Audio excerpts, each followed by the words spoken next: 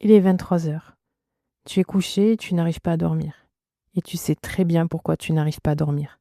C'est pas le café de tout à l'heure. C'est pas le bruit dehors. C'est cette phrase que tu as dite. Ou ce regard que tu n'as pas eu. Ou ce silence où tu aurais dû parler. C'est peut-être même plus ancien encore. Quelque chose qui revient toujours quand tu es seul. Quelque chose pour laquelle tu as déjà prié. Quelque chose que tu as déjà confessé à Dieu, peut-être même plusieurs fois, mais qui ne semble pas vouloir partir. Et tu te dis, et c'est ça le plus douloureux, tu te dis que peut-être après tout, ce n'est pas vraiment pardonné, que peut-être au fond, tu n'es pas vraiment quelqu'un que Dieu peut aimer, que peut-être ta vie chrétienne c'est une grande performance, mais qu'à l'intérieur, tu es resté la même. Si tu te reconnais dans ce que je viens de décrire, et je crois que beaucoup de chrétiennes se reconnaissent là-dedans, plus qu'on ne le dit, alors cet épisode est pour toi. Bienvenue dans cet épisode de Psaumes et Chocolat. Aujourd'hui, pas d'études bibliques. Aujourd'hui, on ne parle pas d'un livre. On va prendre un sujet et on va le travailler ensemble. Et ce sujet, c'est la culpabilité. Particulièrement la culpabilité quand on est chrétien ou chrétienne. Installe-toi confortablement, prends ta boisson chaude préférée et prenons ce temps ensemble. Ce qu'on va se dire aujourd'hui, c'est intime. Alors respire avec moi. Avant qu'on entre dans le vif du sujet, je voudrais te dire d'où je pars. Je pars d'une expérience personnelle et je pars aussi d'un livre qui m'a marqué sur le sujet. C'est Où est ta foi de John Bloom. Je t'en ai parlé en détail dans l'épisode bibliothèque qui lui était consacré, juste avant, donc je n'en refais pas la présentation. Mais il y a un passage dans ce livre qui a réussi à mettre des mots sur ce que je ressentais et que je n'arrivais pas à exprimer. Et ce que je veux te dire aujourd'hui, c'est assez simple, c'est que toutes les voix qui te culpabilisent ne viennent pas de Dieu. Il faut apprendre à les distinguer. Ce n'est pas une finesse de théologien, c'est en fait, je crois, une question de survie spirituelle. Pour entrer dans le sujet, je voudrais qu'on regarde ensemble deux hommes. Deux hommes qui ont trahi Jésus. Deux disciples qui ont marché avec lui pendant 3 ans, qui ont mangé avec lui, qui l'ont entendu enseigner et qui, au moment décisif, l'ont lâché. Le premier, c'est Pierre. Tu connais l'histoire. La nuit où Jésus est arrêté, Pierre suit de loin. Il s'assied près d'un feu dans la cour du grand prêtre. Et 3 fois, on lui demande s'il est avec Jésus. 3 fois, il dit non. Pas en hurlant, pas par bravoure inversée, mais par peur. Tout petit. Je ne le connais pas. Je n'en fais pas partie. Et puis le coq chante. Il sort et il pleure. Le deuxième homme, c'est Judas. Tu le connais aussi. Il a vendu Jésus. 30 pièces d'argent. Quand il comprend vraiment ce qui va se passer, que Jésus va être condamné, qu'il va être crucifié, il essaye de rendre l'argent. Les prêtres refusent et Judas, pris dans quelque chose qu'il ne peut plus arrêter, va se pendre. Tu vois ce que je veux te montrer ? Les deux ont trahi. Pas avec la même intensité, c'est vrai. Mais les deux ont fait quelque chose d'extrêmement grave. Et leurs fins ne sont pas du tout les mêmes. Pierre se relève. Il retourne avec les disciples. Quelques semaines plus tard, sur une plage, il déjeune avec Jésus ressuscité et il reçoit publiquement sa mission. Fais paître mes brebis. Judas, lui, ne s'en relève pas. Il s'enferme dans une sentence sans appel et il y meurt. Et la question que je me suis posée, c'est qu'est-ce qui les a séparés ? Pas leur péché. Leur péché, quelque part, il est presque comparable. Ce qui les a séparés, c'est la voix qu'ils ont écoutée après. Pierre a entendu une voix qui disait « Tu as fait quelque chose de grave, reviens ». Et il est revenu. Judas a entendu une voix qui disait « Tu es quelqu'un de définitivement perdu, il n'y a plus rien à faire ». Et il a obéi à cette deuxième voix. Il faut absolument qu'on comprenne ça. Ces deux voix ne viennent pas du même endroit. La première voix, dans la tradition chrétienne, on l'appelle la conviction. C'est le travail du Saint-Esprit. Quand l'Esprit te montre quelque chose qu'il y a à corriger dans ta vie, il te le montre. Mais sa manière de te le montrer, elle est très particulière. La deuxième voix, on l'appelle la condamnation. Cette voix-là, et je le dis avec le plus de précaution possible parce que je sais que c'est lourd à entendre, cette voix-là ne vient pas de Dieu. Elle peut venir de l'ennemi, elle peut venir de blessures anciennes, elle peut venir d'une éducation rigide, elle peut venir de plein d'endroits, mais elle ne vient pas de Dieu. Et pour les distinguer concrètement, parce que c'est bien beau de poser les concepts, mais à minuit dans ton lit, il te faut des outils pratiques, j'ai 3 critères qui m'aident, qui continuent à m'aider, parce que c'est un combat que je porte encore. Le premier critère, c'est sur quoi porte la voix. La voix de Dieu, quand elle te corrige, elle porte sur quelque chose de précis. Un acte, une parole, une attitude. Tu as menti à cette personne hier. Tu n'as pas été honnête sur ce point. C'est précis, c'est nommé. La voix de la condamnation, elle est globale. Elle porte sur qui tu es. Tu es une mauvaise chrétienne. Tu es nulle. Tu es indigne. Tu es mauvaise. Tu vois la différence? La première dit tu as fait. La deuxième dit tu es. Le deuxième critère, c'est comment la voix parle. La voix de Dieu est ferme, mais elle est aussi tendre.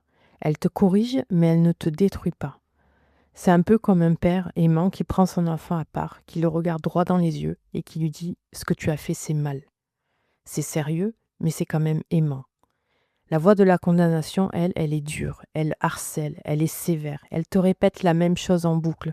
Tu sais, comme ces gens qui te harcèlent sur les réseaux sociaux ou quand tu étais au lycée. Elle ne te laisse pas en paix, elle te martèle. Et le troisième critère, et c'est peut-être le plus important, c'est là où la voix te mène. La voix de Dieu te ramène toujours vers lui, toujours. Même quand elle te montre quelque chose de très douloureux, son but c'est la réconciliation. Tu as fauté, mais reviens. La voix de la condamnation, elle te mène loin de Dieu. Elle te fait te cacher. Elle te fait penser que tu n'as même plus le droit de prier. Elle te dit que tu n'as pas le droit de t'approcher. Elle t'isole. Tu sais, c'est ces moments où tu n'oses plus prier parce que tu te sens tellement indigne que tu ne te vois pas prier le Seigneur. Et si tu devais retenir un seul de ces trois critères, retiens celui-là. Retiens celui-là. Une voix qui t'éloigne de Dieu, qui te fait penser que tu ne peux pas t'approcher de lui, qui te fait honte de prier. Cette voix, elle ne vient pas de Dieu. Dieu n'éloigne pas, Dieu ramène. Et tu sais quoi, dans le livre dont je te parlais de John Bloom, il y a une phrase qu'il écrit en parlant de Pierre. La grâce de Jésus était bouleversante. Bouleversante, c'est un mot rare. Ce qui est bouleversant chez Jésus, ce n'est pas qu'il ferme les yeux sur le péché de Pierre, c'est qu'il revient vers lui. Il lui prépare un petit déjeuner. Il le restaure publiquement, restaure dans tous les sens du terme. 3 questions pour effacer 3 reniements. M'aimes-tu? M'aimes-tu? M'aimes-tu? C'est exactement le nombre de fois que Pierre l'avait renié.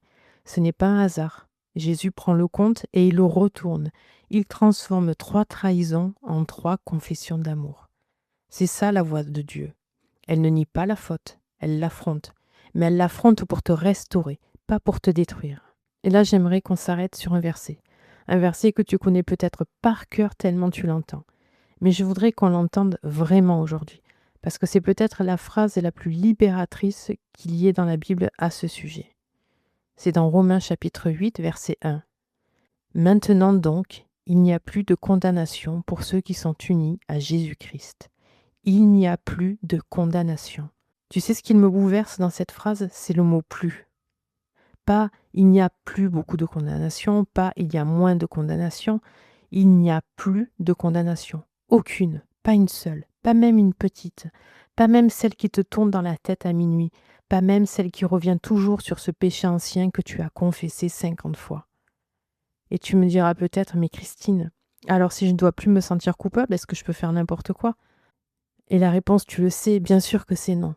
Paul ne dit pas qu'il n'y a plus de péché, il dit qu'il n'y a plus de condamnation. C'est très différent. Le péché existe encore dans nos vies. Et l'Esprit nous le montre encore, et il continuera à nous le montrer jusqu'à la fin. Mais ce qu'il nous montre, il nous le montre pour qu'on revienne, pas pour nous écraser. C'est ce que Paul dit, en gros, c'est que le verdict est tombé. La sentence a été prononcée, mais elle n'a pas été prononcée sur toi. Elle a été prononcée sur Christ à la croix, à ta place. Et donc juridiquement, parce que Paul utilise vraiment un langage de tribunal ici, juridiquement, ton dossier d'accusation, il est fermé. Pour celle qui est unie à Christ, il n'y a plus de condamnation. Le passé est réglé. Je sais que c'est difficile à accepter. Je sais que souvent, on a du mal à accepter ce pardon. C'est tellement immense, mais on ne peut pas ne pas l'accepter. Celui qui nous l'a offert a tellement souffert pour ça que même si c'est difficile pour nous, on ne peut pas ne pas l'accepter. Donc quand cette voix elle revient le soir et qu'elle te ressort le même dossier pour la 100e fois, souviens-toi, ce dossier-là devant Dieu, il n'existe plus. Il a été cloué à la croix. C'est ce que dit Paul ailleurs dans la lettre aux Colossiens. Cloué à la croix. Le document accusateur, il est annulé. Alors à minuit, dans ton lit, qu'est-ce qu'on fait concrètement? Je ne vais pas te donner une méthode en 5 étapes parce que ce n'est pas mon rôle et on est chacune différente. Mais je peux te dire ce qui m'aide moi, modestement. D'abord, c'est nommer la voix. Quand cette pensée, elle revient, je suis nulle, je n'aurais pas dû, je suis indigne. Au lieu de me laisser noyer dedans, j'essaye de me dire dans ma tête, tiens, voilà la voix de la condamnation. Cette voix-là, elle ne vient pas de Dieu. Le simple fait de la nommer, déjà, ça lui enlève une partie de son pouvoir. Tant qu'on ne nomme pas une chose, elle nous domine. Quand on la nomme, on commence à la voir de l'extérieur. Ensuite, si l'esprit me montre vraiment quelque chose de précis, un péché à confesser, une réparation à faire, un mot à dire à quelqu'un, je le fais. Vite si possible, sans traîner. Parce que la conviction qui vient de Dieu, plus on la traite vite, mieux on va. Et une fois que c'est traité, c'est traité. Si la même voix revient là-dessus le lendemain, ce n'est plus l'esprit, c'est autre chose. Et puis j'essaye de revenir à Romains 8.1. Vraiment, je relis le verset, parfois à voix haute. Il n'y a plus de condamnation pour ceux qui sont unis à Jésus-Christ. Plus de condamnation. Et je laisse cette phrase déloger l'autre. Je voudrais aussi ouvrir vers 2 choses avant de fermer cet épisode. Il y a une variante particulière de la culpabilité chez les chrétiennes, qui mérite à elle seule un épisode entier. C'est la culpabilité de ne pas faire assez. Pas assez prier, pas assez lire sa Bible, pas assez s'engager dans l'église, pas assez tout. C'est la culpabilité de la performance. Celle-là, elle est tellement répandue, tellement spécifique, que je vais lui consacrer un épisode complet bientôt. Aujourd'hui, je ne creuse pas, mais sache que ce sujet va bientôt venir. Et puis, je voudrais te dire une dernière chose. Si ce que tu portes, c'est plus lourd qu'une voix nocturne, si c'est une vraie souffrance, une dépression, des pensées qui te font peur, s'il te plaît, ne reste pas seul avec ça. Je t'en prie. Parle à un pasteur, parle à un médecin, à un thérapeute chrétien si tu en connais un. La grâce de Dieu, ça inclut souvent la main d'autres personnes. Ce n'est pas un signe de faiblesse de demander de l'aide, c'est un signe de sagesse. Ne reste pas seul avec ça, s'il te plaît. Si tu veux bien, j'aimerais qu'on termine ensemble par une prière. Seigneur, je voudrais déposer devant toi ce soir toutes ces voix qui ressemblent à la tienne mais qui ne sont pas la tienne. Toutes ces sentences qui s'invitent dans nos têtes et qui nous murmurent que nous ne sommes pas assez, que nous n'avons pas le droit, que nous sommes des cas perdus. Apprends-nous à reconnaître ta voix à toi. Apprends-nous à recevoir tes corrections quand elles sont les tiennes, parce qu'elles sont des cadeaux. Mais aide-nous, Seigneur, à laisser partir ce qui ne vient pas de toi. Pour celle qui écoute, Seigneur, qui s'est sentie reconnue dans ce qu'on a partagé aujourd'hui, Seigneur, je t'en prie, dépose-lui ta paix. Ramène-lui ta phrase.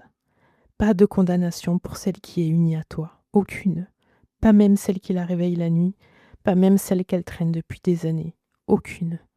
Apprends-lui, Seigneur, doucement, s'il te plaît, à venir vers toi quand la voix revient, pas pour se justifier, pas pour se cacher, juste pour s'asseoir près de toi, comme Pierre sur la plage à ton invitation.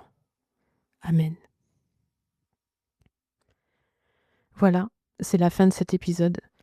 Si ça a remué quelque chose en toi pendant qu'on parlait, prends un moment avant de retourner à ta journée. Respire. Ce que tu viens d'entendre, c'est peut-être quelque chose qu'il faut que tu digères un peu. Dans un prochain épisode, on continue notre cheminement dans l'évangile de Luc. D'ici là, sois béni et à très vite dans le salon.